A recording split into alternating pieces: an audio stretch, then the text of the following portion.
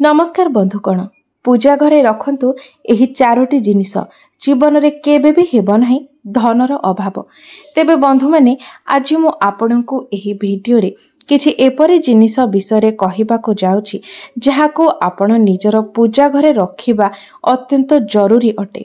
एहा व्यतीत एपरि किछि जिनिस विषय मध्य कहिबाको जाउछि जदि आपण एही जिनिस को निजर पूजा घरे रखंती तेबे गरीब हेबारु आपणको दुनियार कोनोसी भी शक्ति रक्षा करि परिबो नाही।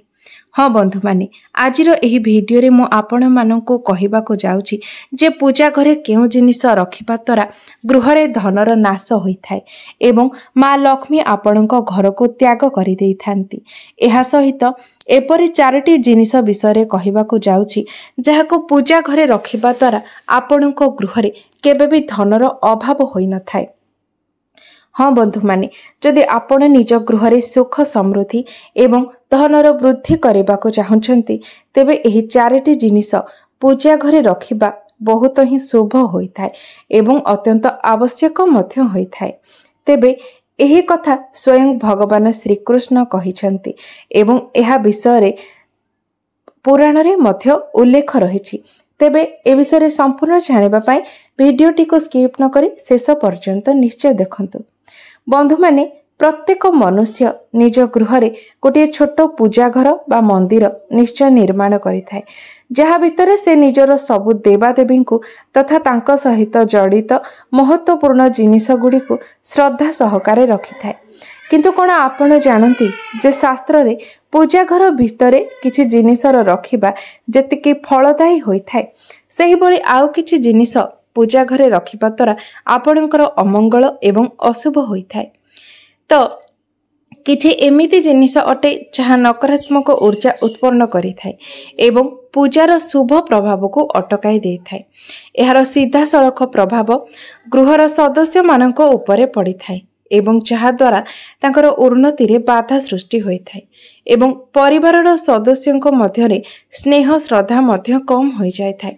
तेबे आसंतु आज आमे जानिबा जे केउ जिनिस को लोक माने जानतरे अथवा अजानतरे निजर पूजा घरे बा मंदिर रे रखि देइथांती। बंधु माने जदि आपण पूजा घरे एही जिनिस रखिछंती तेबे ताको तुरंत पूजा घरु बाहर करी आपण अलग स्थान रे रखि दियंतु। किंतु पूजा घरे कदापि भी एही जिनिस गुडी को रखंतु नाही। तेबे ता पूर्वरु जदि आपण माने चाहुचंती जे माँ लक्ष्मी को कृपा सर्वदा आपणकर उपरे रहू तेबे कमेंट बॉक्स रे श्रद्धा एवं भक्तिर सहित जय माँ लक्ष्मी निश्चय लिखंतु। एहा सहित वीडियोटी को लाइक करी चैनल टी को सब्सक्राइब करि दियंतु। तो बंधु माने आसंतु सर्वप्रथमे जानिबा जे पूजा घरे हमको केउ जिनिस भूले भी रखिबा उचित नहीं। प्रथम रे हेउछि निर्माल्य। आपण पूजा घरे निर्माल्य को जमा करी रखिबा उचित नहीं। पूजा घर भितरे धूप काठीर खाली पैकेट बासी फूलर हार बासी फूल बा कोनोसी अन्य पूजा संबंधित अनुपयोगी सामग्री होइथाय तेबे ताको तुरंत पूजा घर बाहर करि देबा उचित। एही सब जिनिस द्वारा गृह रे नकारात्मक शक्तिर बास होइथाय एवं एहा दारिद्र्यता को मध्य निमंत्रण देइथाय। एही सब जिनिसरु वास्तु दोष बा मंगल दोष मध्य आपणको भोगिबाको पड़िथाय। द्वितीय रे जदि आपणकर पूजा घरे भगवानंकर वस्त्र फाटी जाइछि बा छिड़ी जाइछि किंबा भगवानंकर आसन भांगी जाइछि तेबे ताकु मध्य तुरंत हटाई देबा उचित। एही जिनिस आपण पूजारे मन लगाइबारे बाधक साजी थाए एवं दारिद्र्यता आड़को आपणको टाणी नहीं थाए। एही नकारात्मक जिनिस कारणरु पूजारे कोनोसी सकारात्मक परिणाम मिली न थाए। एही जिनिस को अनिष्टकारी मध्य माना जाई थाए। एही सब को पूजा घरु गोटे गोटे करी हटाई देबा उचित एवं नुआ जिनिस आनी पूजा घरे व्यवहार करिबा उचित जहा फल रे आपणकर जीवन रे संपूर्णता एवं पूजार फल मिली पारिबो। तृतीय रे खंडित मूर्ति। जदि पूजा घरे खंडित मूर्ति किंबा फोटो रखिछंती तेबे से सब को तुरंत बाहर करी सेही जगह रे आपण नुआ मूर्ति बा फोटो रखिबा उचित नचेत आपण को बहुत किछि असुविधार सम्मुखीन हेबा को पड़ी थाए। एहा द्वारा घरे नकारात्मक शक्ति बास करि थाए। चतुर्थ रे पूर्वजंकर फोटो आपण जदि पूजा घरे निजर पूर्वज किंबा पितृपुरुषंकर फोटो रखिछंती तेबे ताको तुरंत काढ़ी दियंतु। वास्तुशास्त्र एवं ज्योतिष शास्त्र रे मृत परिजनंकर फोटो रखिबाकू अशुभ बोली माना जाय थाए। एहा द्वारा बहुत खराब परिणाम भोग करिबाकू पड़ी थाए। बंधु माने एबे आसंतु जानि नेबा पूजा घरे केउ केउ जिनिस रखिबा अत्यंत आवश्यक होई थाए एवं एही जिनिस गुडिक रखिबा द्वारा आपणको धन धान्य रे मध्य वृद्धि होई थाए। प्रथम जिनिसटी हेउची शंख। भगवान विष्णु एवं माँ लक्ष्मींकर एही शंखटी अत्यंत प्रिय होई थाए। सेमितिरे भी पूजा घरे शंख रखिबा उचित। नियमित भगवानंकर पूजा समय शंखर पूजा करिबा एवं ताको बजाइबा उचित।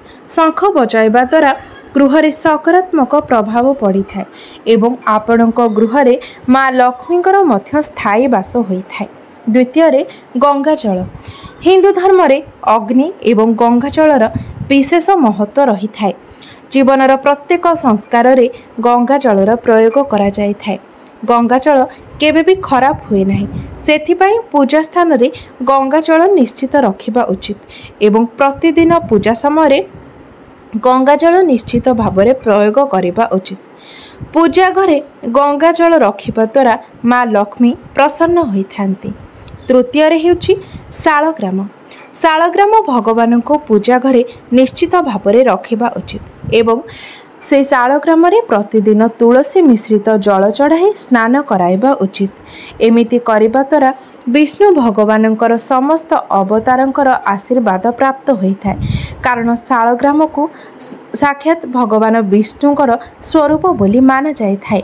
धार्मिक मान्यता अनुसार जो घरे नियमित शालग्रामर पूजा होइथाए सेही घरे दारिद्र्यता केबे भी आसी न थाए एवं माँ लक्ष्मींकर आशीर्वाद मध्य सर्वदा सेही घर उपरे रही थाए। चतुर्थरे स्वस्तिक। पूजा घरे स्वस्तिक निश्चित रहिबा उचित, कारण स्वस्तिक आपणक गृहर सुख समृद्धि सौभाग्य एवं शुभतार प्रतीक बोली माना जाय थाए। यह मुख्य कारण अटे कि कौनसी शुभ कार्य आरंभ करने पूर्व स्वस्तिक चिन्ह निश्चित भाव में बना जाय थाए। तेबे बंधु माने यह थिला किछि जिनिस जेउ गुड़िक आपण निजर ठाकुर घरे रखिबा अनुचित होइथाए एवं किछि एपरि जिनिस जहाँ आपण निजर ठाकुर घरे रखिबा आपणक पई जरूरी होइथाए। एही जिनिस गुड़िक रखिबा द्वारा आपणक गृहर सुख समृद्धि धन धान्य रे वृद्धि होइथाए। तेबे बंधु माने सबुठारु गुरुत्वपूर्ण जिनिस हेउछि आपण निज ठाकुर घर को सबु बेले परिष्कार परिच्छन्न करी रखंतु। ठाकुर घरे कोनोसी भी अव्यवहृत जिनिस खाली डब्बा खाली खोल डियासिली खोल कागज चिरा फटा ठाकुरंकर वस्त्र कौनसी भी अदरकारी जिनिस ठाकुर घरे रखंतु नहीं एवं सबुबेले ठाकुर घर को परिष्कार परिच्छन्न करी रखंतु, जहा द्वारा आपणक गृहरे एहार सकारात्मक प्रभाव पड़िबो एवं गृहरे माँ लक्ष्मींकर स्थायी वास हेबो। आपण माने जानती माँ लक्ष्मी स्वच्छता को अधिक पसंद करिथांती। केवल ठाकुर घर की नुहे आपण निज घर को सबु दिगरो परिष्कार परिच्छन्न करी रखंतु। प्रत्येक रूम को आपण परिष्कार परिच्छन्न करी रखंतु एवं घरर कोनोसी भी रूम रे आपण कोनोसी भी अव्यवहृत जिनिस रखंतु नहीं, कारण गृहरे अव्यवहृत जिनिस गुड़िक नकारात्मक शक्ति उत्पन्न करिथांती, जहाको कि आमे अलिया बोली कहि थाउ। सेही जिनिस को घर सर्वदा बाहर करिदेबा उचित एवं घर को परिष्कार परिच्छन्न करी रखिबा उचित, जहा द्वारा आपणको गृहरे माँ लक्ष्मींकर स्थायी वास हेबो। तेबे बंधु माने मोर एही भिडियोटी जदि आपण मानकु भलो लागि थाए तेबे भिडियोटी को लाइक करी चैनल टी को सब्सक्राइब करि देबे एवं कमेंट बॉक्स रे जय माँ लक्ष्मी निश्चय लिखिबे।